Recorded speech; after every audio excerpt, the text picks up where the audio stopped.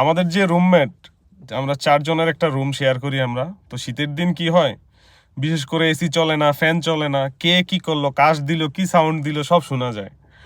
তো বিশেষ করে কালকে রাত্রেবেলা আমি একটু পানি বেশি খাই, তো 2:56 বাজে আমি ঘড়ি দেখছিলাম, আমি উঠছিলাম ঘুম থেকে, ওয়াশরুম সাইরে আইসা এখন রুমের ভিতরে ঢুকছি।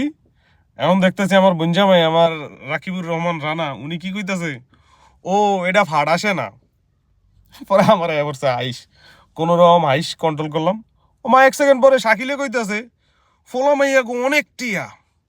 আমি কি রে, এ আবার কি কয়? আমি ভাবতেছি কি আমার দেখে কইতাছে, আমার দেখে ঘুমো কইতাছে, কথা কইতাছে, মানে ফোলা মাইয়া গো অনেক টিয়া। পরে আবার আমি বেডের কাছে গেছি, অন বাউ মামু কি কইতাছে, হ্যাঁ কাম অহয় দলা ইতনিন, মানে এতে ফোনে অর্ডার লইতাছে ঘুমের ভিতরে, মানে হ্যাঁ কয়টা, একটা না দুইটা। পরে আমার তো হাইস থামে না থামে না, ইতরা তিনজনে একই টাইমে একই সাউন্ড আগ পিস করে, এত সুন্দর কথা কিভাবে সম্ভব? মানে বিষয়টা হচ্ছে কি, আমার রুমটার ভিতরে একটু জিন জিন টাইপের একটা ভারবার আছে। এটা আবার কেউ বিশ্বাস করে না করে, আমি করি। কারণ একজনের ফিট ব্যথা, একজনের মাজা ব্যথা, একজনের ঘাড় সোজা করতে পারে না, মানে কি ধরনের ঘটনা ঘটে এর ভিতরে। তো আবার কেউ কয় আউ আউ আউ আউ আউ আউ, মানে ঘুমের ভিতরে। মানে আমাদের রুমে না থাকলে আপনি বুঝতে পারবেন না যে আসলে কি ঘটতেছে, কি ঘটে।